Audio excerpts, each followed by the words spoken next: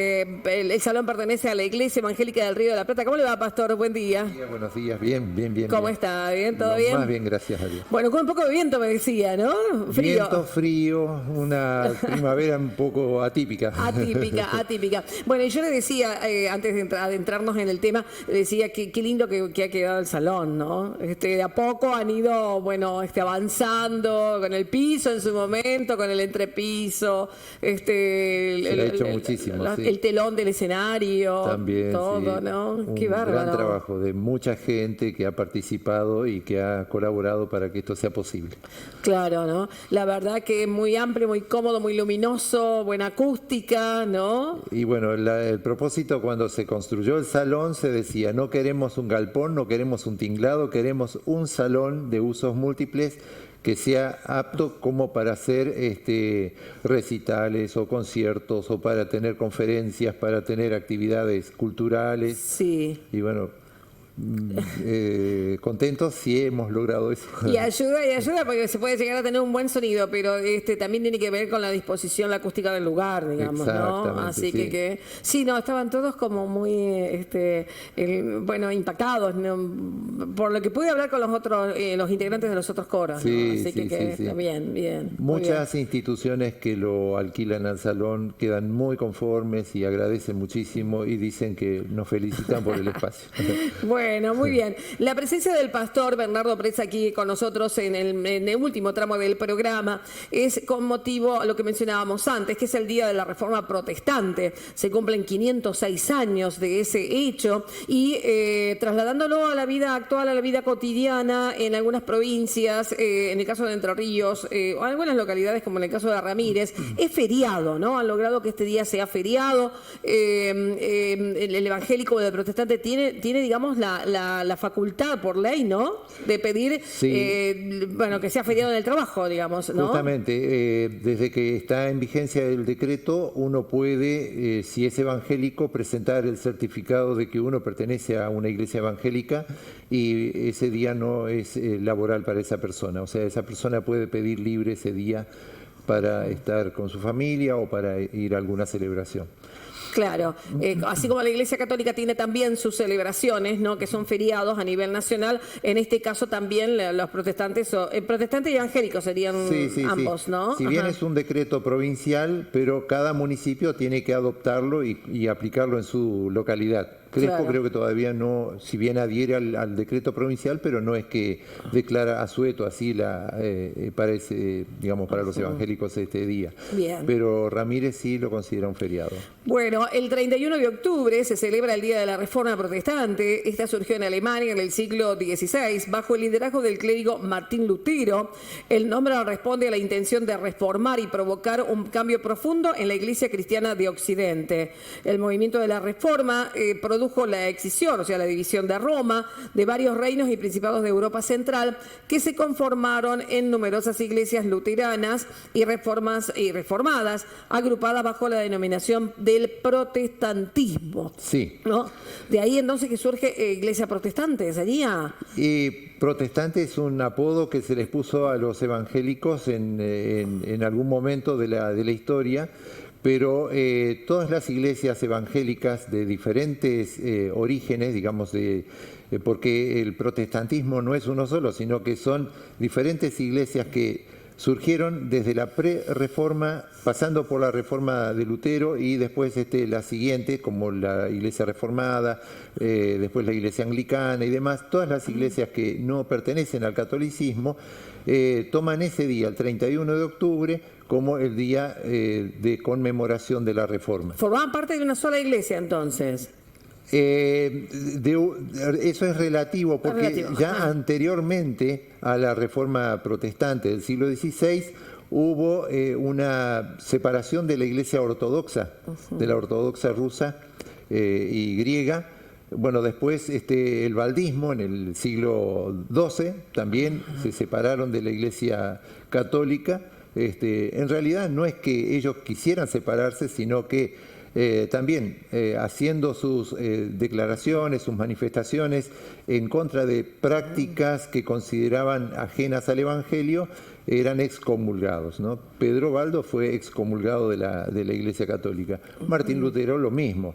O sea, hoy en día yo creo que la Iglesia Católica reivindica aquellos reclamos que hacía Lutero, pero han pasado cuántos siglos, ¿no? O sea, 5 siglos por lo menos, claro, en que recién ahora se reconoce de que las declaraciones de Lutero tenían asidero, tenían veracidad, digamos así. ¿Cómo ser qué? A ver, mencióneme 2. Para quienes no están muy al tanto, porque pasa que... Hablamos de básicamente 4 o 5 principios fundamentales de la Reforma. La primera es solamente la Escritura o solamente la Biblia es el fundamento para la enseñanza cristiana. Nuestra guía de fe y de vida cristiana debe ser la Escritura, debe ser la palabra de Dios, debe ser la Biblia, cuando en esa época se decía Biblia y tradición. Lutero decía la tradición puede estar equivocada, pero la Escritura no miente, digamos, la Escritura es la palabra de Dios. Después la centralidad de Cristo, la centralidad de la palabra, la centralidad de Cristo.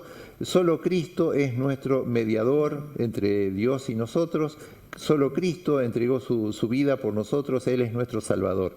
Y bueno, todos sabemos que se puede, o sea, y la Iglesia Católica, por ejemplo, pone como otros mediadores posibles la Virgen, los santos. Bueno, el protestantismo insiste en la centralidad de Cristo y que Cristo es el único mediador. Esto también, ¿no? Y después la sola gracia, ese es otro principio fundamental o sea, somos salvados por la gracia de Dios y por la fe, ¿no? Y no por nuestros méritos, por nuestras obras meritorias. Lutero lo vivió en carne propia cuando estaba en el convento, bueno, y él hacía toda clase de prácticas con la intención de obtener el perdón y la salvación y estar en paz con Dios, confesiones, peregrinaciones, ayunos, largas oraciones, vigilias, flagelaciones, o sea, torturando su cuerpo, porque eso era lo que se enseñaba que uno debía hacer para poder obtener la paz con Dios, para ¿Pero eso era lo correcto, decía Lutero, o no? ¿Cómo? Lutero decía que eso estaba bien. Lutero lo practicó hasta que descubrió que esa no es la forma de ser salvados, de que somos perdonados por la gracia de Dios, por el amor de Dios, sin que nosotros lo merezcamos. Él, preparando sus conferencias para la facultad sobre la carta a los romanos, en el capítulo 3, en el versículo 28, leyó: concluimos pues que el hombre es salvado por la fe o justificado por la fe y no por las obras de la ley. Y eso fue lo que iluminó su corazón, y ahí él comprendió que nuestra salvación no es por méritos, no es por obras propias, sino solamente por la fe en Jesucristo como Salvador. Bueno, vale la fecha entonces para repasar, digamos, ¿no? Estos motivos por los cuales se produce esa reforma, ¿no? Hace 506 años atrás. Con el tiempo se fue entendiendo que a estas 5 solas, sola fe, sola gracia, solo Cristo, sola Escritura, solo a Dios la gloria. También, bueno, el sacerdocio universal de todos los creyentes. O sea, Lutero enfatizaba mucho el hecho de que no es necesario que uno vaya a un convento para servir a Dios, que cualquier persona en el trabajo cotidiano es un sacerdote para el hermano. No necesita ser un teólogo, un sacerdote, un pastor para servir a Dios, sino que cada uno en la tarea que desempeña cotidianamente es un Cristo, decía él, un servidor de los demás. Bueno, pastor, gracias. ¿Hay alguna actividad hoy en la iglesia o Nosotros siempre tomamos el domingo anterior o el domingo posterior para reflexionar sobre la Reforma Protestante. Por lo tanto, el domingo que pasó hemos tenido tanto el culto, digamos, que salió por el cable, por el canal, como también una actividad abierta que tuvimos en el Centro Juvenil Distrital, acá en Cercanías de Crespo, organizada básicamente por los jóvenes y donde participaron congregaciones de toda la provincia de Entre Ríos, para justamente conmemorar el Día de la Reforma y para valorizar ese espacio donde los jóvenes y, bueno, todos los miembros de la Iglesia pueden hacer uso para sus actividades. Bien, adaptándose un poco, digamos, a las actividades de las personas, digamos, el domingo anterior o el domingo posterior, ¿no? Exactamente. No tanto en la semana. El domingo próximo, además del culto, tendremos almuerzo y también vamos a invitar a las personas que quieran acompañarnos al acto que tenemos en el cementerio de Aldea Jacobi. Con motivo del Día de los Fieles. Exactamente, el domingo 5 de noviembre a las 5 de la tarde. Bien. En el cementerio de Aldea Jacobi. Gracias por venir, Pastor. Muchas gracias. Gracias por la invitación. Bien. Bueno, momento para recordar entonces los 506 años de la Reforma de Lutero, ¿no? El porqué de esa división que se produce, ¿no?, en la Iglesia a nivel mundial. Vamos a nuestra